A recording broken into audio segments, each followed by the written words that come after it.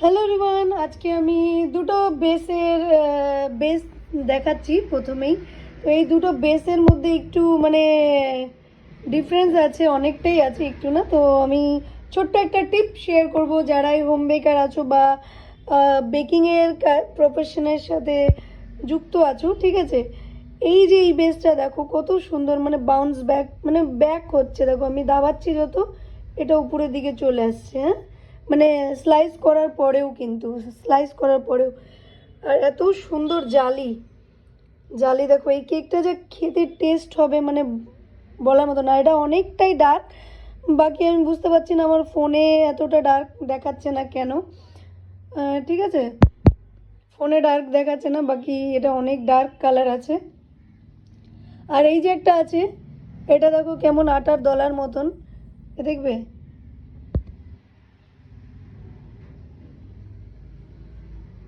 দাবালে একদম চ্যাপটা হয়ে যাচ্ছে, কোনো ব্যাক আসে না, প্লাস এই যে আটার দলার মতন হয়ে গেল।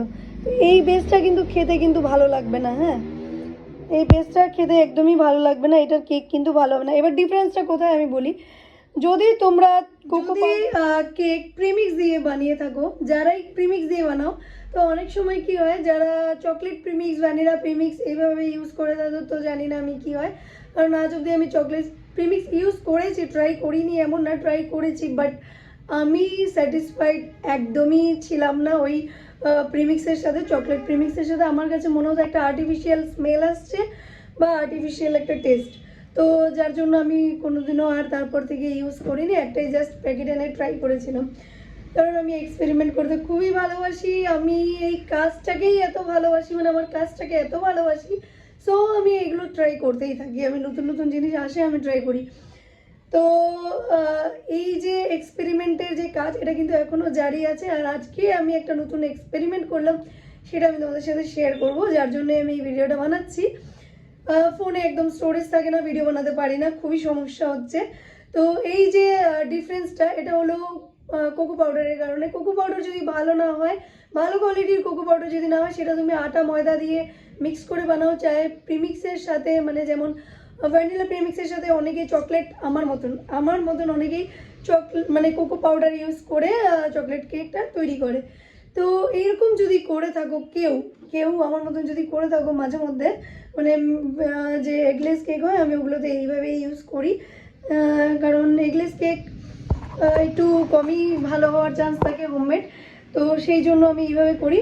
তো আজকে কালকে আমি একটা নতুন কোকো পাউডার এনেছিলাম, একটা যেটা ইউজ করতাম ওটা শেষ হয়ে গেছিলো, ওটা একটা বাইরের কান্ট্রির প্রোডাক্ট ছিল, যে আনা তো তারা নাকি আনা বন্ধ করে দিয়েছে, জানি না তাদের এক্সকিউজ কি, তো সেটা আমি পাচ্ছি না।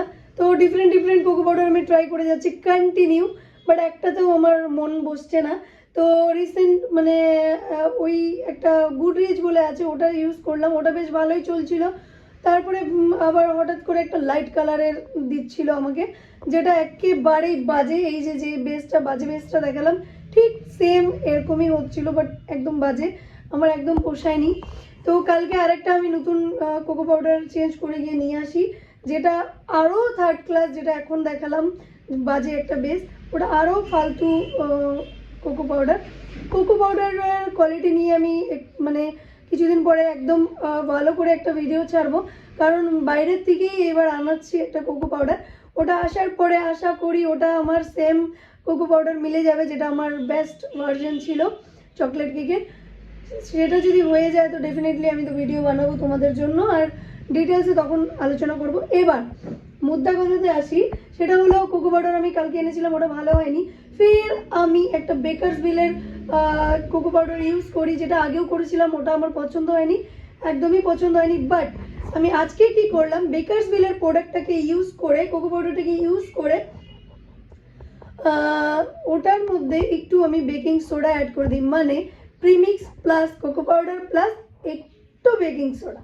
এবার তোমরা যদি আমাকে কমেন্ট করে বলো যে ওটাকেও দেখিয়ে দাও বেসটাকে বানিয়ে, যে কতটা পরিমাণ কি আছে না আছে, তো সেটারও আমি একটা আলাদা টপিকে ভিডিও বানাবো। আপাতত তোমরা যদি ট্রাই করো বা পারো, তবে তো এইভাবেই করবে, একটু জাস্ট সোডা মিলিয়ে দিবে, কোকো পাউডার প্রিমিক্স আর একটু সোডা অ্যাড করে দিলে, তারপর তো তেল যা লাগবে। তো এইসব দিয়ে প্রিমিক্সটা যখন চকলেট কেক বানাবে, চকলেট বেস, ফাটাফাটি একটা বেস রেডি হবে, যেটা আমি একটু আগে দেখালাম। রেডি হবে, দারুণ মজার একটা বেস রেডি হয়ে যাবে। এটা নেট দেখো কত সুন্দর, কত বাউন্সি। হ্যাঁ, স্লাইস করে রেখেছি, দেখো কত সুন্দর। আর অনেকটাই ডার্ক আছে, অনেকটাই ডার্ক, যেটা হচ্ছে আমার ফোনে কম বোঝা যাচ্ছে। তাও দূরে ক্যামেরা করাতে একটু ভালোই বোঝা যাচ্ছে, কাছে করলে আরোই কম বোঝা যাচ্ছে। তো অনেকটাই ডার্ক আছে, বাকি আমার ফোনে একটু কম বোঝা যাচ্ছে, তোমরা ইউজ করলে বুঝতে পারবে জিনিসটা, ঠিক আছে?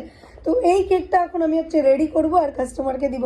তারপরে কাস্টমারের এরকম আমি সেম এর আগেও আমি দিয়েছি এই টাইপের বেস বের করে, বাট আমি অলরেডি এরকমই ছিল, আমি ওটাতে কী বলে বেকিং পাউডার ইউজ করতে হয়নি।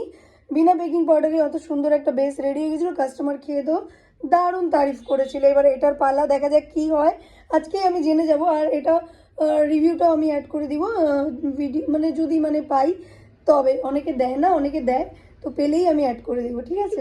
ছোট্ট একটা টিপ শেয়ার করার ছিল, কারণ দেখো বেস যদি ভালো না হয়, তুমি যাই তামঝাম করো কেকে, যাই গুড় মশলা ডালো, কিচ্ছু হবে না। আমার প্রত্যেকটা ভিডিও উঠিয়ে দেখতে পারো তোমরা, এই বেসের ব্যাপারে যদি আমি যেসব ভিডিও বানিয়েছি সবগুলোতে তুমি আমার একই ডায়লগ দেখতে পাবে তোমরা, যে বেস যদি ভালো না হয় তুমি যা কিছু করে ফেলো, কেক কিন্তু সেই টেস্টটা দিতে পারে না। তো বেস হচ্ছে সব থেকে ইম্পর্টেন্ট জিনিস, তারপরে আসে ক্রিম, ক্রিমের টেস্টও ডিপেন্ড করে। তো যাই হোক, এই ছিল ছোট্ট টিপ, আশা করি ভালো লেগেছে। আর কোনো রকম কোনো সমস্যা মনে হলে কমেন্টে তো অবশ্যই জানাবে, আমি ভিডিও নিয়ে চলে আসবো, চিন্তা নেই। আর এক বোন আমাকে তার নামটা নিতে বলেছে, বাট আমি নামটা একদমই ভুলে গেছি, আমি স্ক্রিনে লাগিয়ে দেবো। তোমাকে অনেক অনেক থ্যাংক ইউ বোন। আর অনেক দিন হয়ে গেল, মানে আমি ভুলে গেছি তোমার নামটা, আরেকবার চেক করে আমি তোমার নামটা এখানে দিয়ে দিব। কন্টিনিউ আমার ভিডিও দেখার জন্য অনেক অনেক ধন্যবাদ। টাটা, বাই বাই, দেখা হবে নতুন ভিডিওতে।